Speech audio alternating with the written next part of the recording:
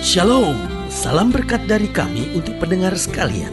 Saat ini pendengar akan diberkati dengan program Hari Ini Harinya Tuhan bagian yang ke-8. Sebuah program rohani tentang doktrin Alkitab yang menolong kita untuk semakin tertanam dalam kebenaran firman dan bertumbuh dalam kemuliaan. Bersama hambanya, Pendeta Gilbert Lumuendo, STH.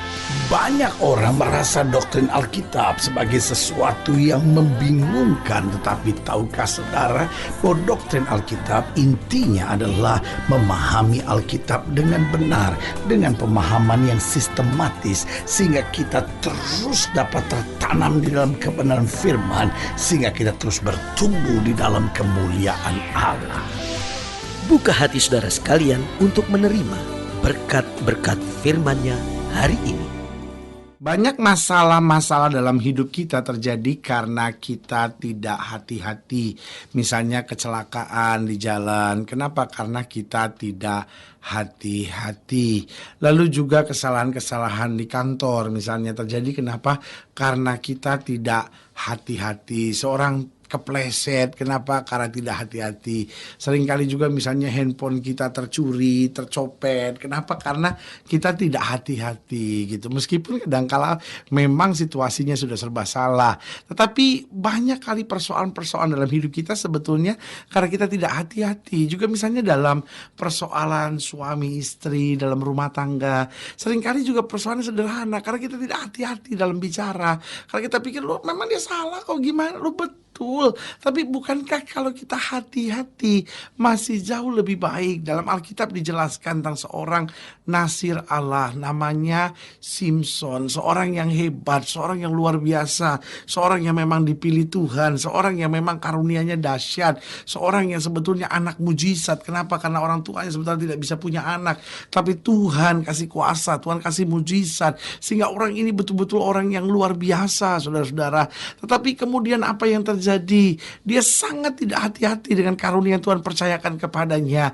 Dia pacaran sama sembarang orang sampai akhirnya, kalau sudah lihat cerita hidup Simson, matanya dicungkil, dia buta, dan kemudian menjadi bahan tertawan orang. Bayangkan orang yang begitu kuat, orang yang begitu hebat, akhirnya begitu direndahkan hanya karena apa?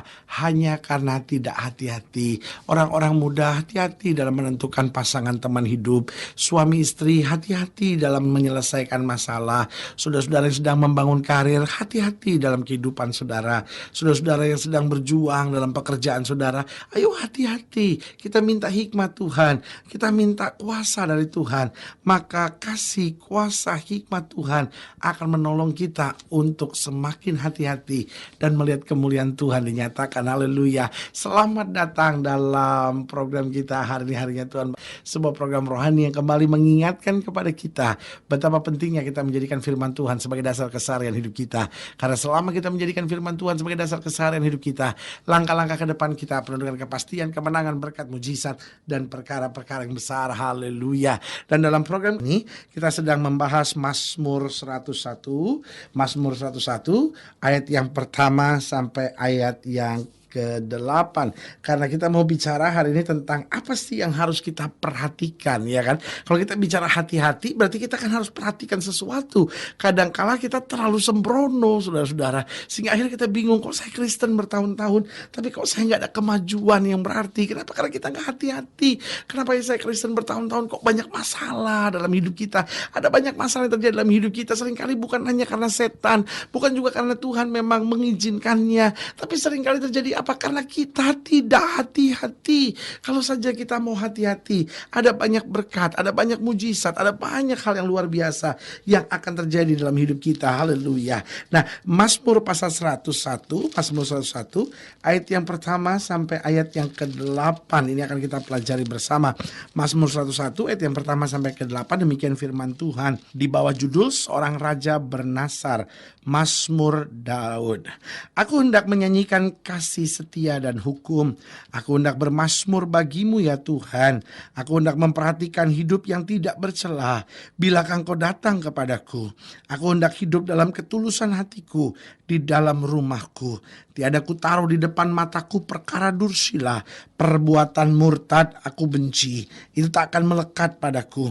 Hati yang bengkok akan menjauh daripadaku. Kejahatan aku tidak mau tahu.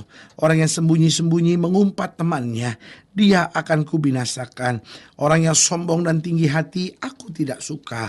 Mataku tertuju kepada orang-orang yang setiawan di negeri, supaya mereka diam bersama-sama dengan aku.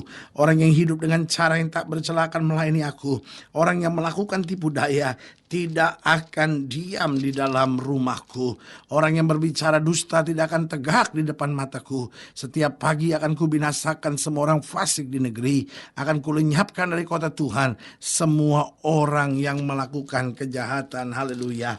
Saudaraku yang kasih dalam Tuhan, dalam ayat-ayat bacaan ini kita sedang belajar tentang nasar seorang raja yang bernama Daud. Bagaimana dia memperhatikan, dikatakan pada ayat yang kedua, aku hendak memperhatikan hidup yang tidak bercela. Bila engkau datang kepadaku, aku hendak hidup dalam ketulusan hatiku, dalam rumahku. Berarti saudaraku yang kasih dalam Tuhan, Daud dengan jelas bicara bagaimana dia bernasar untuk hati-hati, untuk memperhatikan hal tertentu dalam hidupnya. Yang pertama kita pelajari, apa yang harus kita perhatikan, yaitu hidup kita. Dikatakan, aku hendak memperhatikan hidup yang tidak bercela. Berarti kita harus sangat memperhatikan hidup kita. Jangan sampai kita pergi ke gereja, tapi hidup kita jauh dari Tuhan.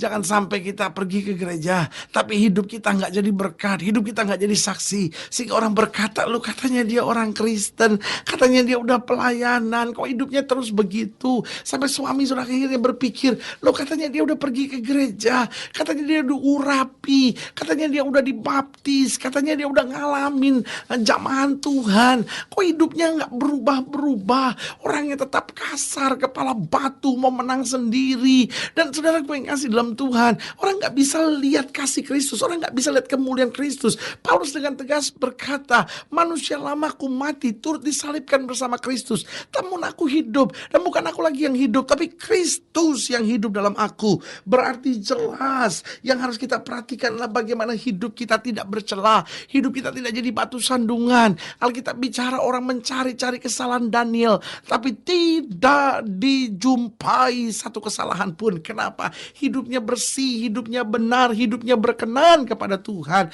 Yusuf itu mau diganggu sama istrinya Potifar, tapi dia perhatikan, dia hati-hati dengan hidupnya. Dia jaga hidupnya agar tidak bercela.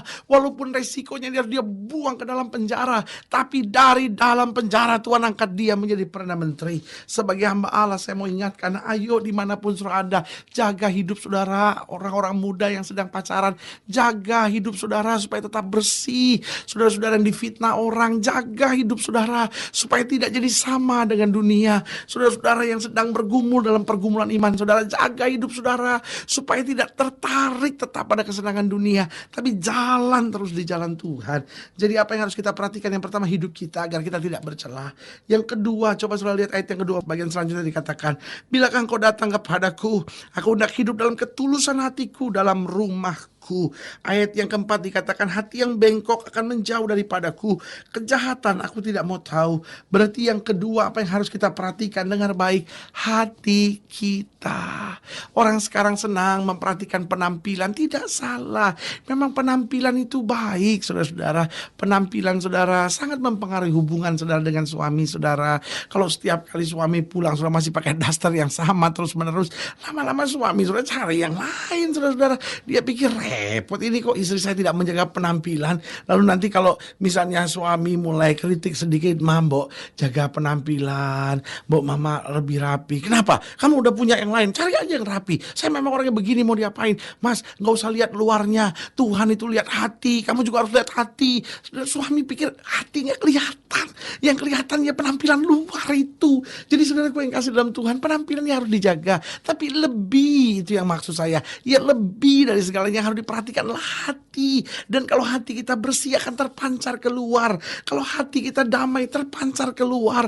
Kalau hati kita penuh semangat terpancar keluar. Itu hati dijaga. Jangan sampai ada dendam, jangan sampai ada benci, jangan sampai ada keserakahan, jangan sampai ada keinginan untuk bunuh diri. Apapun, hati dijaga supaya tetap beriman, bersemangat, berapi-api dan benar di hadapan Tuhan. Jadi ingat, yang pertama perlu kita jaga hidup kita, yang kedua hati kita. Yang ketiga, apa yang harus kita jaga? Coba lihat ayat yang ketiga, dikatakan, tiada ku taruh di depan mataku perkara dursila, perbuatan murtad aku benci, itu tak akan melekat padaku. Jadi yang ketiga yang harus kita perhatikan adalah mata kita, agar kita tidak melihat hal-hal yang dursila. Mata kita jaga, saudara-saudara, supaya kita tidak tonton hal-hal yang cabul, supaya kita tidak lihat hal-hal yang gak benar di hadapan Tuhan. Mari mata kita pakai untuk melihat jiwa-jiwa yang terhilang. Mata kita pakai untuk melihat kebutuhan orang lain.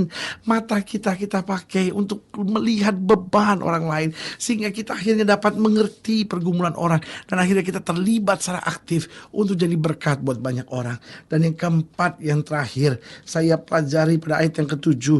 Di ayat yang ketujuh dikatakan, orang yang melakukan tipu daya tidak akan diam di dalam rumahku. Orang yang berbicara dusta tidak akan tetap tegak di depan mataku.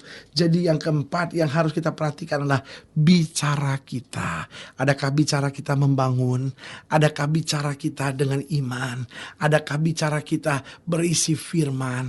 Adakah bicara kita membawa suasana sejuk? Adakah bicara kita membawa ketenangan dan damai bagi orang lain? Ada banyak suami-suami yang gak perhatikan bicaranya, kasar sekali sama istri, kasar sekali sama anak-anak. Ada banyak istri-istri yang gak perhatikan cara bicaranya, sehingga bicara jadi batu sandungan buat banyak orang. Sebagai hamba Allah, saya mau ingatkan, ayo hati-hati. Hati-hati dengan hidup kita, hati-hati dengan hati kita, hati-hati dengan mata kita, hati-hati dengan bicara kita. Maka jalan kita akan terus diberkati oleh Tuhan. Haleluya. Saudaraku yang kasih dalam Tuhan, kalau sedang ini layanan lebih jauh, hubungi kami melalui telepon, hubungi kami melalui surat, kunjungi website kami, karena kami ada untuk membawa Bapak Ibu Saudara senantiasa lebih dekat pada Tuhan dan mengalami kasih kuasa mujizat yang luar biasa. Haleluya. Secara khusus melalui program ini juga saya mau berdoa buat setiap saudara yang sakit, setiap saudara yang berbeban berat, karena kita percaya bahwa bagi Allah tidak ada perkara yang mustahil. Saudara-saudara yang ingin didoakan secara khusus boleh taruh tangan kanan saudara di dada, dan kita akan berdoa. Mari kita berdoa. Bapa, dalam nama Yesus, hamba doa buat yang sakit, hamba doa buat yang berbeban berat, hamba doa untuk setiap mereka yang sedang menghadapi masa-masa yang sukar, karena hamba percaya bahwa bagi Allah tidak ada perkara yang mustahil.